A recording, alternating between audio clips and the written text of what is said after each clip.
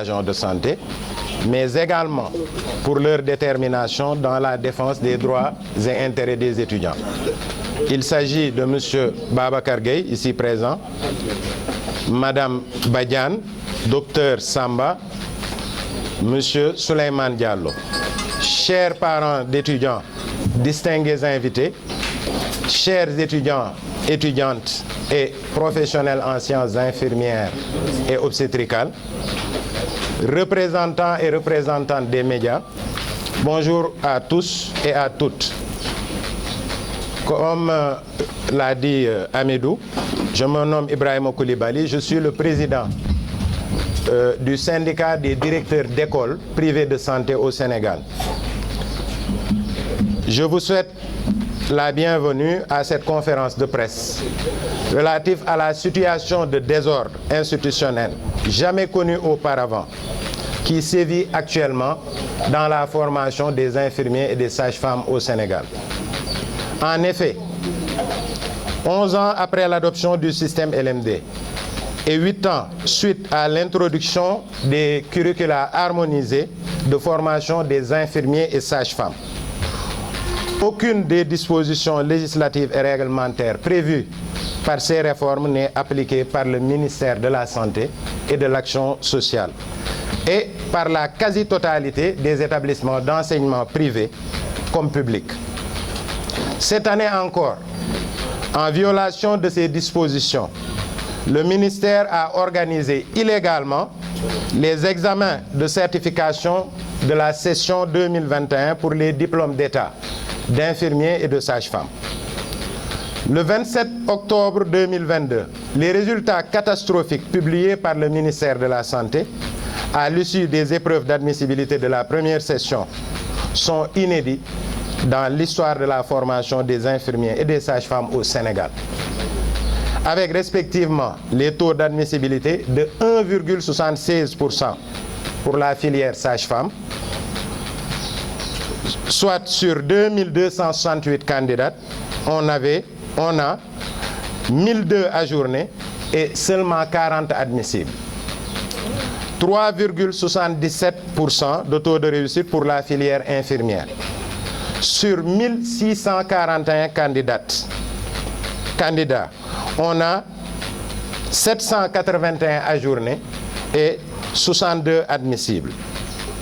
Ainsi, face à ces résultats invraisemblables, le syndicat des directeurs d'écoles de santé, SIDEPS, éprouve une profonde indignation devant le sort réservé injustement aux milliers d'étudiants et étudiantes en sciences infirmières et obstétricales. C'est pourquoi nous contestons ces résultats et combattrons aux côtés des étudiants pour leur annulation.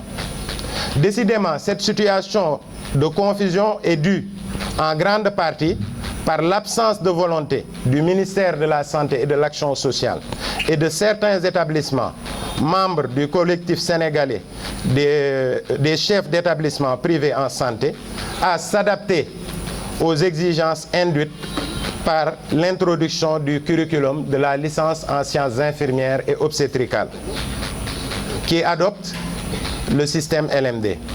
À cet effet, en vertu de nos droits et libertés constitutionnelles, nous dénonçons l'iniquité du ministère de la Santé dans le traitement de nos établissements et de leur organisation associative. D'autant plus que cet état de fait, cette voie de fait est motivée par le simple fait que nos membres, contrairement aux membres du COSEPS, sont en faveur du rattachement de la filière LCO au ministère chargé de l'enseignement supérieur. Toutefois, cette discrimination constitue l'une des violations les plus graves de la liberté syndicale. Cette résistance au système LMD s'observe également au niveau des structures de santé, qui vont même jusqu'à violer le droit au travail des infirmiers et sages-femmes disposant de l'attestation de réussite de la licence en sciences infirmières et obstétricales, en dépit du fait que la licence soit reconnue par le ministère chargé de la fonction publique, conformément aux dispositions du décret 2018 850 portant statut des établissements privés d'enseignement supérieur. Afin de mieux comprendre ces dysfonctionnements, il est préalablement opportun de retracer brièvement les deux réformes majeures à l'origine des changements intervenus dans la formation des infirmiers et sages-femmes au Sénégal. La première réforme est relative au système LMD, licence, master, doctorat. En effet, c'est la mondialisation qui a entraîné la mise en œuvre du système LMD, dont la finalité est de rendre comparables et équivalents les diplômes de l'enseignement supérieur afin de favoriser la mobilité des étudiants et des professionnels. À l'origine, le système LMD est né de la déclaration de Bologne relative à l'enseignement supérieur de l'espace européen signée en juin 1999 par les ministres en charge de l'enseignement supérieur de 29 pays européens. Avec sa généralisation à l'échelle mondiale, la réforme LMD est entrée en vigueur en Afrique de l'Ouest lors de la réunion du Conseil des ministres de l'UEMOA qui s'est tenue à Dakar le 4 juillet 2007 pour la signature de la directive numéro 3/2007 portant adoption du système licence, master, doctorat dans les universités et établissements d'enseignement supérieur au sein de l'UEMOA.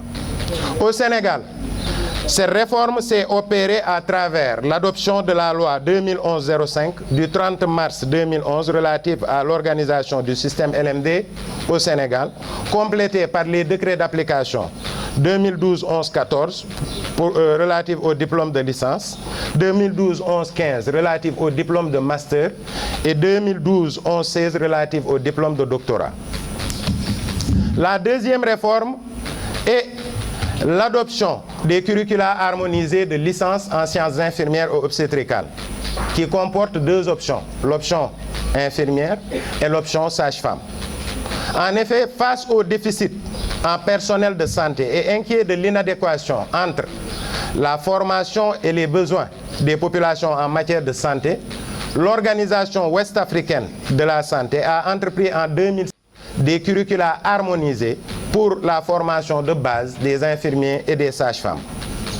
Ce programme dénommé licence en sciences infirmières et obstétricales, qui adopte le système LMD, est basé sur les méthodes pédagogiques de l'approche par les compétences.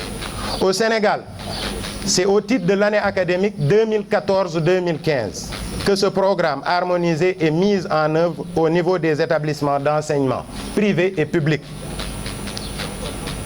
Au-delà de l'adoption du système LMD, ce curriculum avait annoncé des mesures d'accompagnement devant nécessairement parachever le processus d'harmonisation initié par les pays membres de l'espace CEDEAO.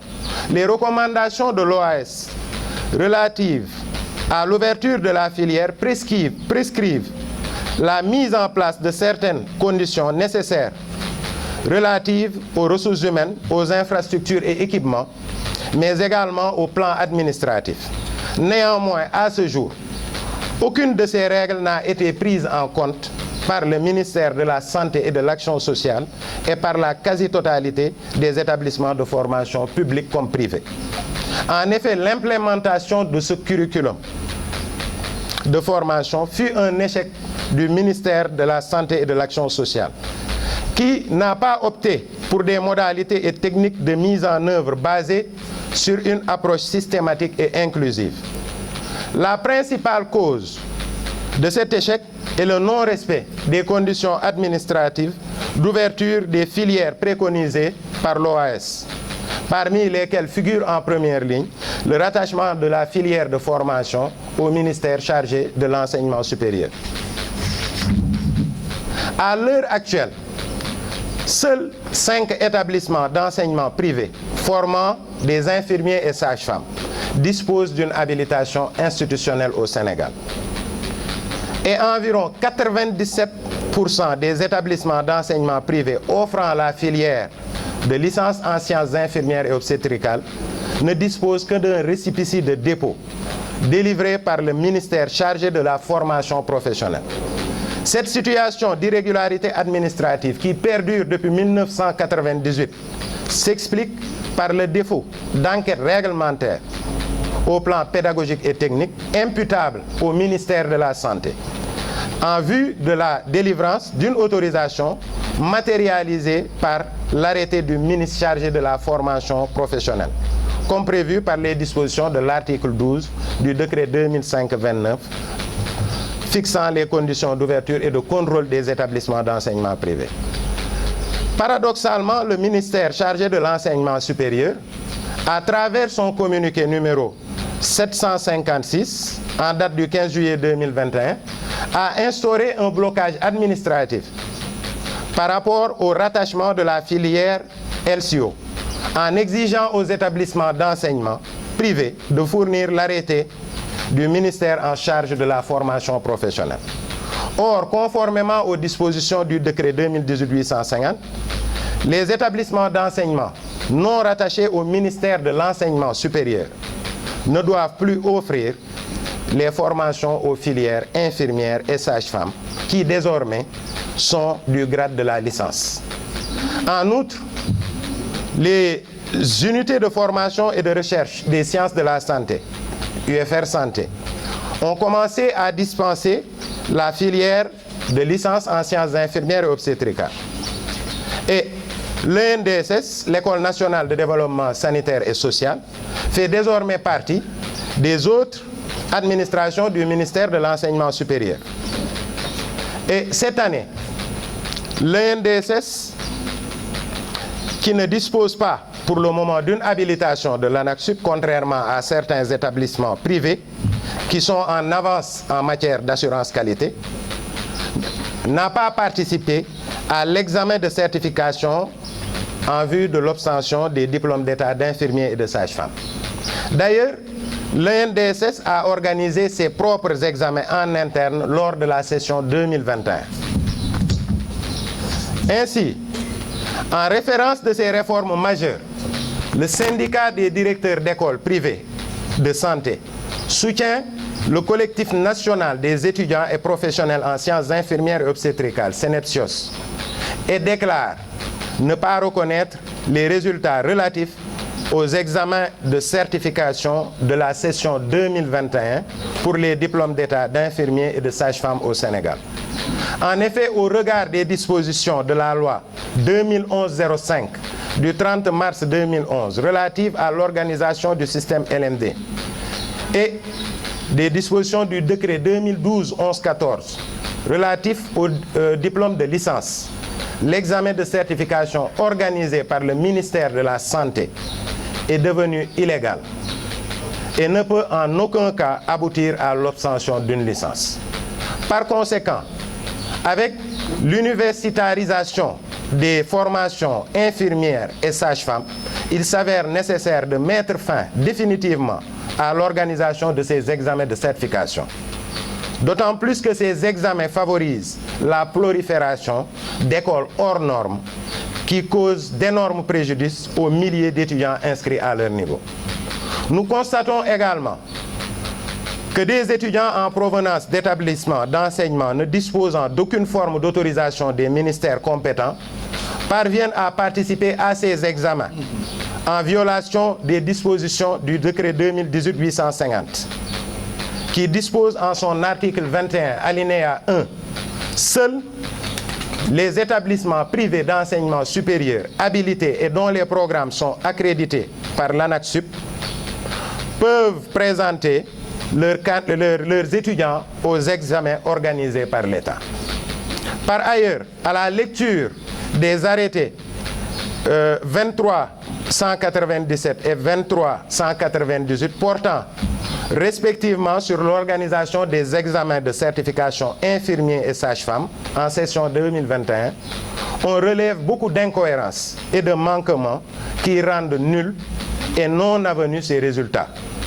Tout d'abord, conformément aux dispositions de l'article 3 de ces arrêtés, la première session devrait se dérouler dans la période allant du 15 juin au 30 septembre 2022, alors que la délibération pour l'admissibilité s'est faite hors de ce délai, le 27 octobre 2022.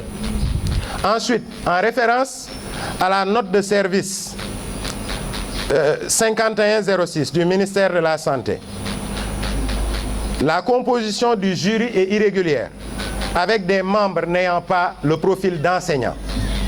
Également, la composition du jury est discriminatoire, car on compte 4 membres du COSEPS, alors qu'aucun membre du SIDEPS n'y a été convié.